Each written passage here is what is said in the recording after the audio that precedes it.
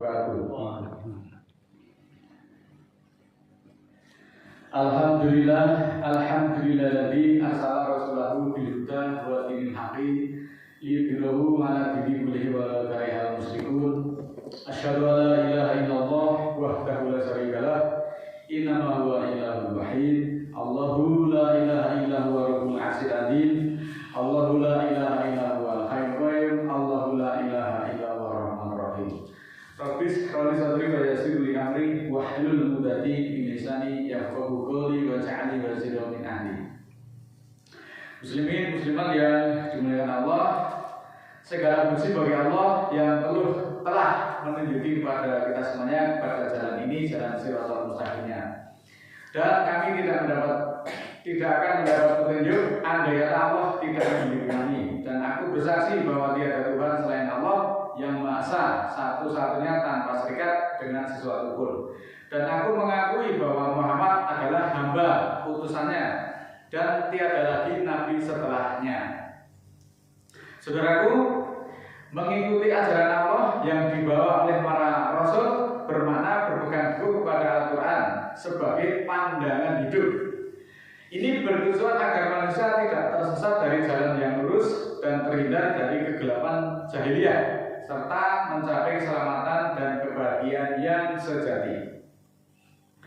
Para rasul diutus dengan wahyu untuk membimbing manusia kepada jalan yang benar, melepaskan diri dari kesesatan dan membawa kebahagiaan yang abadi di dunia sampai di akhirat nanti. Nabi itu bukan tidak pernah salah. Meskipun Nabi itu maksum, yang artinya terjaga dari dosa dan kesalahan dalam hal penyampaian syariat-syariat Allah, para nabi itu adalah manusia biasa. Namun mereka adalah maksum, yang artinya terjaga dari hal-hal tertentu. Sebaik-baik manusia itu bukanlah yang tidak pernah salah, melainkan yang segera sadar dan memperbaiki diri dan bertobat ketika melakukan kesalahan ataupun kekeliruan. Marilah kita perhatikan surat ke-25 ayat 73. A'udzubillahi minasyaitonir rajim. Bismillahirrahmanirrahim. Waladina idza dzukiru bi ayati rabbihim lam yakhiru 'alaiha summan wa umyanan. Dan tidaklah orang-orang ketika diperingatkan dengan ayat-ayat Tuhannya, tidaklah mereka merunduk atasnya secara tuli dan buta. Ayat ini menekankan ketaatan dan kepatuhan, keterbukaan hati di dalam menerima kebenaran, yaitu mereka jika diberikan peringatan dengan ayat-ayat Allah, mereka tidak bersikap tuli dan buta, melainkan mendengarkannya, merenungkan dan mengamalkannya dengan sungguh-sungguh. Tindakan kultus individu atau menempatkan seseorang pada posisi yang sangat tinggi layaknya Tuhan, yang sering kali mengarah kepada syirik ataupun penyimpangan di dalam pandangan agama. Ini merupakan bentuk penyimpangan di mana manusia yang itu disembah ataupun dipatuhi secara buta, melepaskan dari rasionalitas dan bertentangan dengan prinsip memanusiakan manusia. Manusia terlepas dari sebutannya ataupun gelarnya, atau bahkan yang memproklamirkan diri sebagai guru atau sebagai mentor ataupun ahli, tetaplah manusia biasa yang tidak luput dari kesalahan ataupun kekilafan.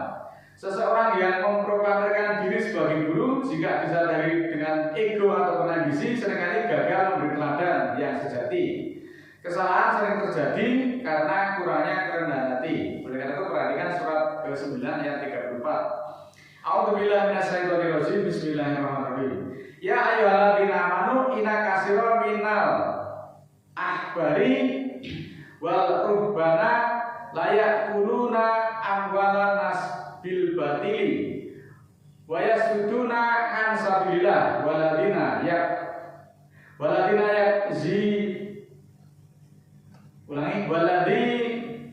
yakziyunal hadaba wal fidota wala yunfikunaha fi sabilillah fabashirhu bi adzabin alim. Wahai orang-orang beriman, sesungguhnya kebanyakan dari para pendeta, pemimpin-pemimpin dan rahib-rahib ataupun guru-guru itu sering memakan harta manusia dengan cara yang batil dan menghindar dari garis hukum Allah. dan orang-orang yang menimbun emas dan perak dan tidaklah menafkahkannya kepada garis hukum Allah, maka berilah kabar gembira mereka dengan siksaan yang pedih. Saudaraku, ayat ini memberikan fakta bahwa ternyata para pemimpin, para rahib dan para guru-guru itu banyak sekali yang memakan harta itu secara batil. Allah menginformasikan kepada kita semua, seorang guru pun bukan sebagai makhluk yang paling sempurna. Apa yang disampaikan para guru semuanya tetap harus dikritisi. Meski kita harus menghormati dan menghargai apabila yang disampaikan kebenaran itu sesuai dengan Al-Quran. Taklid buta menghambat seseorang untuk menerima hidayah karena ia menutup mata dan telinga dari kebenaran yang bersumber dari dalil yang valid. Hal tersebut bagaikan menyembah berhala yang berwujud manusia. Fenomena tokoh agama yang menyembunyikan hasrat pribadinya di balik ayat-ayat suci dan jubah keagamaan, hal ini merupakan penyalahgunaan otoritas spiritual. Fenomena ini seringkali melibatkan eksploitasi simbol-simbol suci demi keuntungan pribadi dan kepentingan keluarga. Ayat-ayat suci kadang-kadang dimanipulasi untuk membenarkan tindakannya yang sebenarnya bertentangan dengan moralitas ataupun digunakan untuk mengontrol dan memanipulasi dari para pengikut-pengikutnya agar mereka selalu patuh tanpa harus banyak tanya.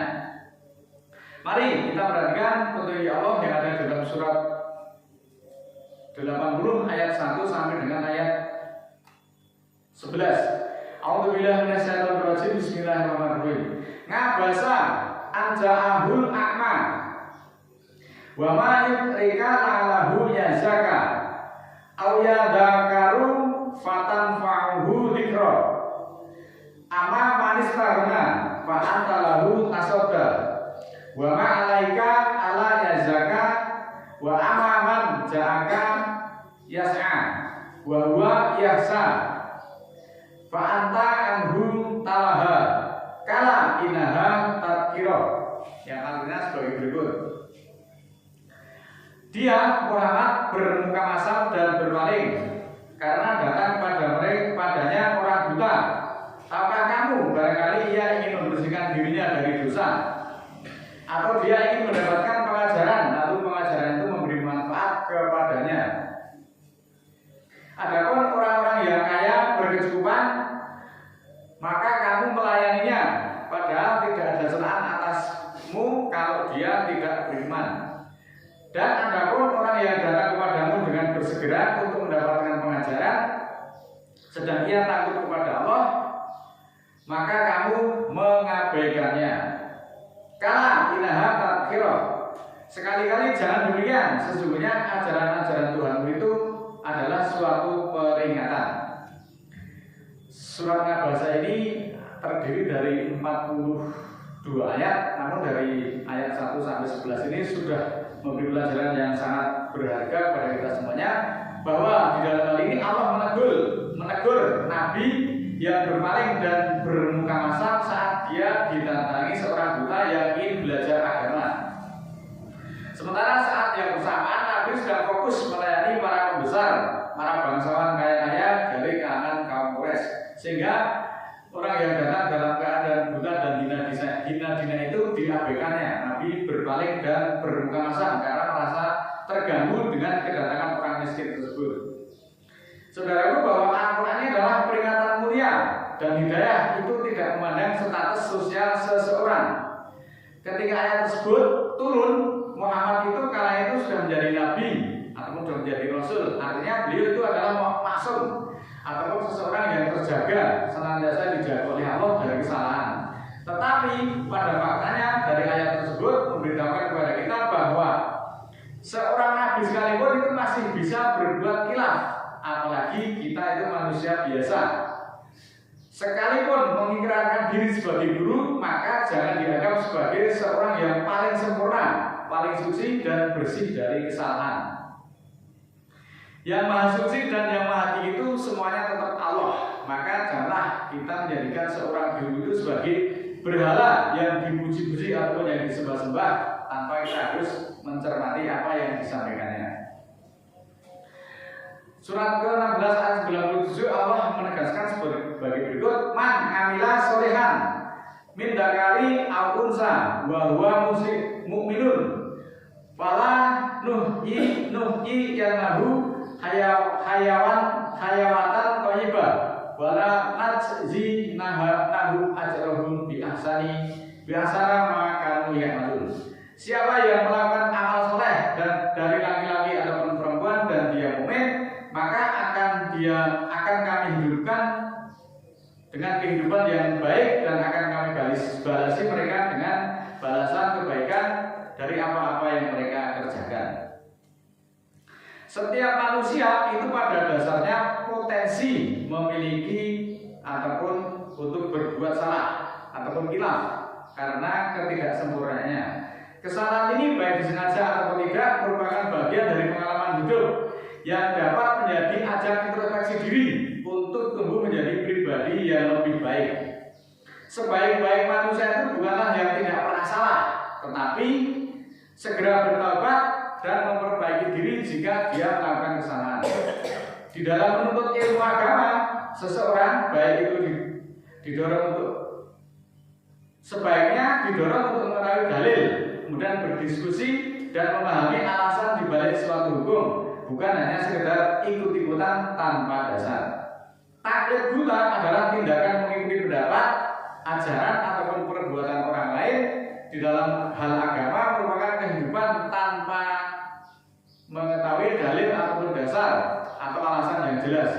Sikap ini seringkali didasari oleh fanatisme buta dan mengabaikan penggunaan akal sehat, berpotensi memicu kesesatan, fitnah maupun kebodohan. Taklid buta membuat seseorang berhenti mencari kebenaran yang hakiki karena sudah merasa cukup dengan pendapat satu pihak saja. Taklid buta sering membuat pelakunya kaku, takut pada perubahan dan mudah mengkafirkan atau menyalahkan pandangan orang lain. Manusia itu siapapun dia adalah tempatnya salah dan lupa. Kesalahan adalah hal yang tidak terlepas dari diri manusia. Dakwah wajib disampaikan tanpa memandang status sosial.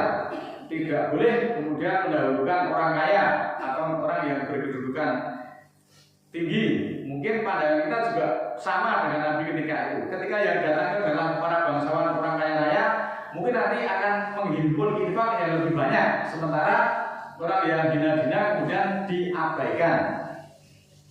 Rasul adalah utusan Allah yang bertugas menyampaikan wahyu. Dia bukan wakil ataupun representasi dari zat-zat Allah yang memiliki sifat ketuhanan. Ayat-ayat utama yang menegaskan posisi Rasul sebagai utusan atau bukan sebagai wakil dari Tuhan, yaitu surat ke-3 ayat 144 yang menyatakan bahwa Muhammad itu hanya seorang Rasul. Wa ma Muhammadun illa Rasul qad khalat min qablihi Rasul afa in mata au kutilat qalabatum ala aqabikum wa man yaqulib ngalang akibahi fala yadurullaha sayin wa sayajzilahu syakirin. Dan tidaklah Muhammad itu kecuali Rasul. Sungguh telah berlalu Rasul-Rasul sebelum kamu. Apakah dia ketika dia mati atau diperangi kamu berputar atas tubuhnya? Siapa yang berputar atas tubuhnya tidaklah membahayakan Allah sesuatu pun, dan Allah akan membalasi orang-orang yang bersyukur. Saudaraku, Rasul itu diperintahkan berkata bahwa beliau tidak mengetahui hal-hal yang gaib dan tidak memiliki kuasa menimpakan kemudaratan ataupun memberi manfaat kecuali atas izin Allah.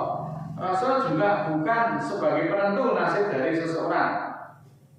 Rasul itu adalah hamba pilihan atau abdun yang diutus untuk menyampaikan ajaran, bukan sebagai perantara yang memiliki sifat ketuhanan. Rasul senantiasa mengajarkan untuk memuji Allah atas segala nikmat. Rasul tidak pernah meminta pujian dan selalu memuji kepada Allah semata-mata. Kita tidak pernah melihat Allah itu memuji para ulama di dalam Al-Quran, sebagaimana Allah memuji orang-orang yang sabar. Tidak ada kumpulan manusia lain, tidaklah raja, tidak panglima, dan tidak pedagang, tidak juga para ahli ibadah yang disebut dengan pujian setegas dan sesering terhadap orang-orang yang sabar. Seolah-olah orang yang sabar itulah pakaian kebesaran yang hanya dikenakan oleh hamba-hamba yang dipilihnya. Ya ayyuhalladzina amanus ta'inu bisabri wassalah innallaha ma'as sabirin. Surat kedua ayat 153. Wahai orang-orang beriman, mintalah pertolongan dengan sabar dan sholat. Sesungguhnya Allah bersama orang-orang yang sabar. Ayat ini saudaraku menjelaskan bahwa Allah itu mencintai orang-orang yang sabar, bukan orang-orang yang menjilat, yang taklid buta, serta mengabdi berhala yang berwujud manusia. Muhammad tidak pernah memuji dirinya sendiri, apalagi sampai menggunakan media sosial untuk membuat narasi pujian kepadanya. Karena Muhammad di dalam Al-Quran menjelaskan seperti berikut, surat 15 ayat 98, Fasabih bihamdi rabbika wa kum minas sajidin. Maka bertasbihlah dan memuji Tuhanmu, dan jadilah kamu di antara orang-orang yang bersujud.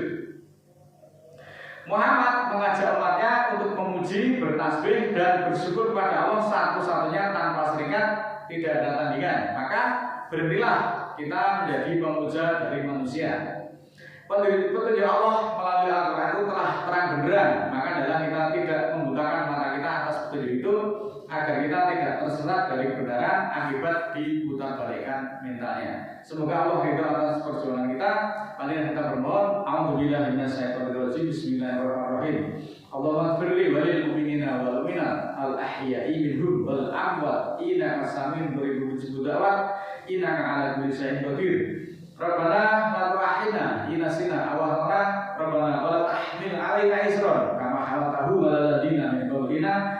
Rabbana wa la tu'akhidna ma taqaddama nabi wa qulana wa qulana warhamna anta maulana fansurna 'alal qaumil kafirin. Rabbana ighfir lana dzunubana wa kaffir 'anna sayyi'atina wa tawaffana ma'al abrar. Rabbana la tuzigh qulubana ba'da idh hadaitana wa hab lana min ladunka rahmah innaka antal wahhab. Rabbana ighfir lana wa li ikhwanina alladzina sabaquna bil iman wa la taj'al fi qulubina ghillan lil ladzina amanu rabbana innaka ghafurur rahim.